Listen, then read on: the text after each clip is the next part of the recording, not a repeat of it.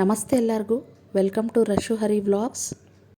ಇವತ್ತು ಸುಲಭವಾದ ಒಂದು ಆಲೂ ಪಲ್ಯ ರೆಸಿಪಿನ ತೊಗೊಂಬಂದಿದ್ದೀನಿ. ಹೇಗೆ ಮಾಡೋದು ಅಂತ ನೋಡೋಣ ಬನ್ನಿ. ಮೊದಲಿಗೆ ಒಲೆ ಉರಿ ಹಚ್ಕೊಂಡು ಒಂದು ಬಾಣಲಿ ಇಟ್ಕೊಳ್ಳಿ. ಅದಕ್ಕೆ ಒಗ್ಗರಣೆಗೆ ರೆಡಿ ಮಾಡ್ಕೊಳ್ಳೋದು. ಎಣ್ಣೆ ಹಾಕಿಬಿಟ್ಟು ಸಾಸಿವೆ ಜೀರಿಗೆ ಹಾಕ್ಕೊಳ್ಳಿ. ಸಾಸಿವೆ ಚಟ್ಪಟ ಅಂತಿದ್ದಾಗೇ ಬೆಳ್ಳುಳ್ಳಿ ಕರಿಬೇವು ಹಾಕ್ಕೊಳ್ಳಿ, ಜಜ್ಜಿದ ಬೆಳ್ಳುಳ್ಳಿ. ಈಗ ಸಿಪ್ಪೆ ತೆಗೆದು ತೊಳೆದು ಸಣ್ಣದಾಗಿ ಹೆಚ್ಚಿಟ್ಕೊಂಡಿರೋ ಅಂತಹ ಆಲೂಗಡ್ಡೆನ ಹಾಕ್ಕೊಳ್ಳಿ.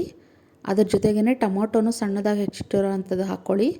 ಇದಕ್ಕೆ ಸ್ವಲ್ಪ ಉಪ್ಪು ಸೇರಿಸ್ಕೊಂಡು ಸ್ವಲ್ಪ ಅರಿಶಿನ ಸೇರಿಸ್ಕೊಂಡು ಚೆನ್ನಾಗಿ ಬಾಡಿಸ್ಕೊಳ್ಬೇಕು.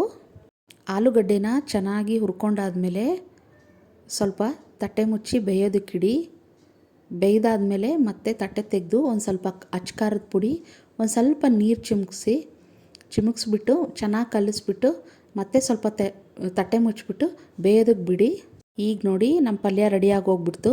ಈ ಕೊನೆಯದಾಗಿ ಕೊತ್ತಂಬರಿ ಸೊಪ್ಪು ಸಣ್ಣದಾಗಿ ಹೆಚ್ಚಿರೋದು ಹಾಕ್ಕೊಂಬಿಟ್ರೆ ನಮ್ಮ ಆಲೂ ಸಬ್ಜಿ ರೆಡಿಯಾಗಿ ಹೋಗ್ಬಿಡುತ್ತೆ. ಇದು ಚಪಾತಿ, ಪೂರಿ, ಸೈಡ್ ಡಿಶ್ ಆಗೂ ತಿನ್ಬೋದು. ನೋಡಿ ಆಲೂಗಡ್ಡೆ ಎಷ್ಟು ಚೆನ್ನಾಗಿ ಮೆತ್ತಗೆ ಬೆಂದಿದೆ. ನಿಮ್ಗೆ ಈ ವಿಡಿಯೋ ಇಷ್ಟ ಆಗಿದ್ದರೆ ಲೈಕ್ ಮಾಡೋದು ಮರಿಬೇಡಿ. Thanks for watching. Bye all.